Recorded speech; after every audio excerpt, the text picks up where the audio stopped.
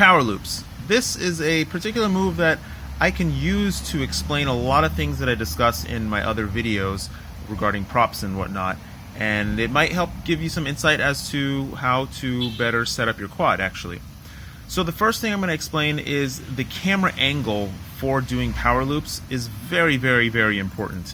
And depending on your camera angle, you do moves completely differently. And power loops, inverted yaw spins, or really anything where you're doing a blind move, you have to keep in mind what your angle is at, and you have to get comfortable with knowing when you're flat and when you're, angled flying forward. So doing power loops is no different, because a lot of the move involves, gassing it up the side of a tree or something backwards. You can't really see the tree as you're going up, and it's mostly a blind move. As you go up, you tilt more and more and more, and you sort of somewhat see the object that you're power looping, but not that much. So it's really difficult. And I'm going to say that having a 35-degree GoPro angle and at least a 35-degree FPV camera angle is pretty much required to do really comfortable power loops. Now this quad is set up with a 22-degree GoPro angle, and I think my FPV camera can't even go past about 30 degrees. 30 degrees, then I start seeing the camera, so I gotta kind of mess with that a bit. But yeah, so your camera angle in this case is very important, and you have to get comfortable with knowing what angle your quad is at with respect to your camera angle. That being said, now that you're going to watch my example footage, it's going to look kind of weird because I don't really do power loops all so often. It's not really my thing. It's not my set of moves that I personally am so crazy about.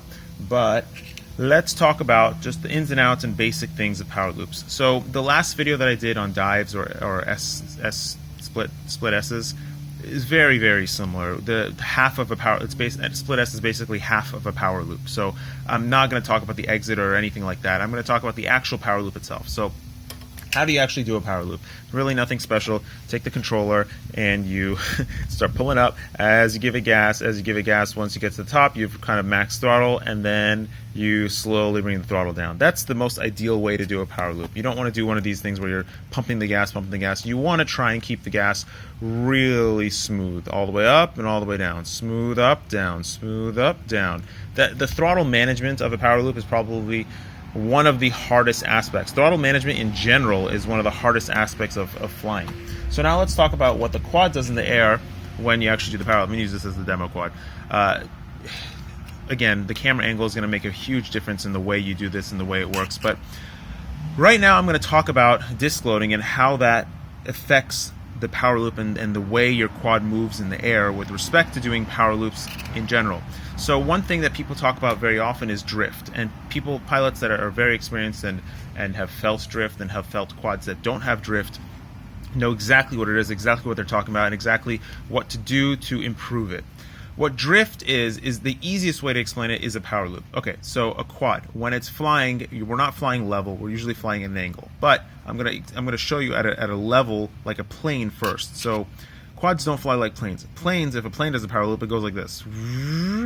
Like the quad is always pointed in the direction of travel around the loop or whatever. The way a quad works is we're at an angle. So we are, always pointed at a weird angle as we go around the power loop. It's not a straight loop.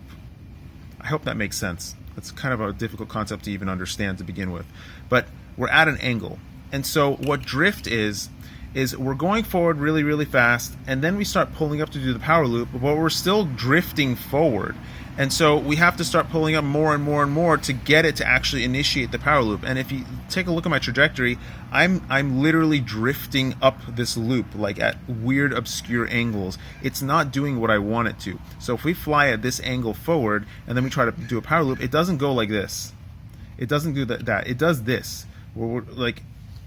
It does like a drift. Like we have to exaggerate the pitch maneuver in order to get it to actually do the loop, because we're constantly pushing in that direction.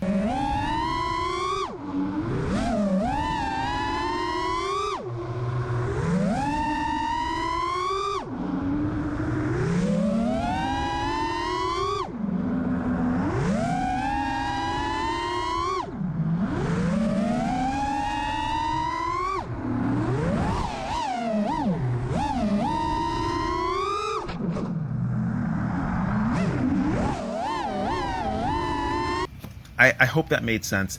That's a very important concept to understand with power loops and with all flight in general with these quads, because there are ways to battle that and there are ways to improve that. If you have a very, very light quad on 5-inch props or 6-inch props, just a very light disc loading quad, if there's very low weight to the amount of prop area that you have, you don't get as much drifting at all. If you've flown a 6-inch and you try to do a power loop with a 6-inch, or particularly a 6-inch tri-blade, even up at 650 grams, you pull that power loop, that thing feels like a freaking plane. You go, it's crazy.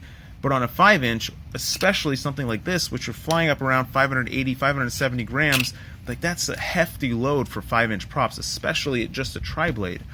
Now, 6-inch, like I said, is going to give you more grip, less drift. Quad blade 5-inch will give you more grip, less drift, and that's why quad blades feel so intoxicating, because they almost feel like 6-inch props, but they have the immediate control of 5-inch that 6-inch props just don't give you. So now we know that you get this drifting action, and even though my camera angle is at 22 degrees, this GoPro mount is set at specifically 22 degrees, I still kind of sort of see the treetops as I'm going up through to do the power loop, and that's because it's drifting as it's going up. So my angle is exaggerated as I'm going up because I'm carrying momentum through the power loop. Alright, so things that can happen in the middle of a power loop that can cause problems, or things that you need to troubleshoot.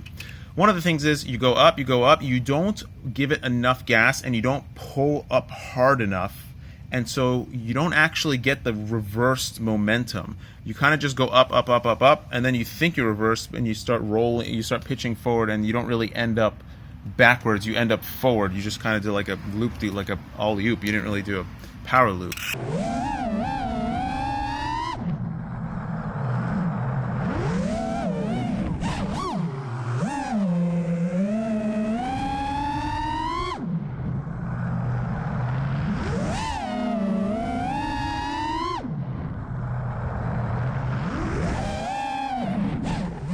One of the hardest things to actually get right is to know when you're actually moving backwards. And so you have to know what angle you're at. And you're usually drifting, and then you're going backwards, and then you can flip forward to see where you're going and do the dive. Another thing I didn't discuss, because of the camera angle, it's a blind move, and once you get to the top where you're drifting and then moving backwards, there's usually a time when you do a quick jerk to see where you're going, and then come down again and complete the power loop.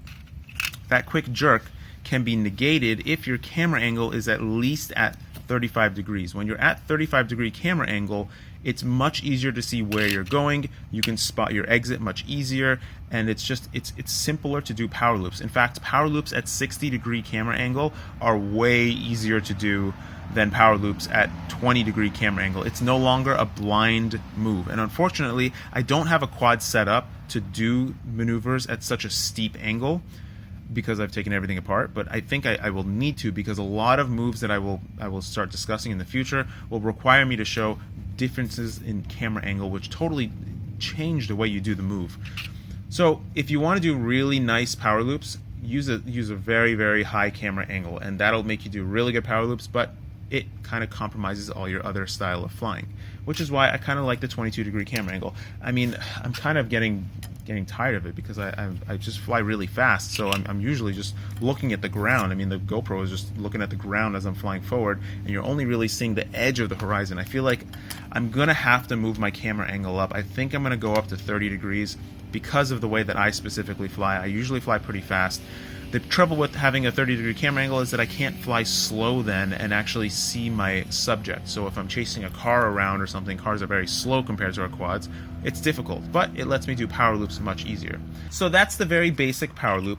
You pull up, pull up, pull up. I could really talk about power loops for hours because there's just so many little details that you can discuss.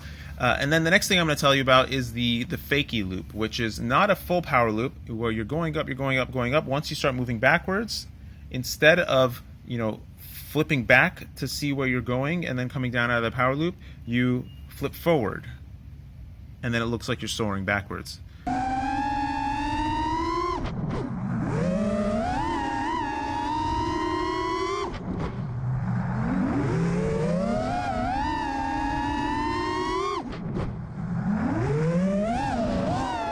call it a fakie loop. I don't have any other names for these things. I don't have names for anything at all, really. I'm just making them up. If you guys have better names for these things, please let me know, and I'll try to update it in future videos or something.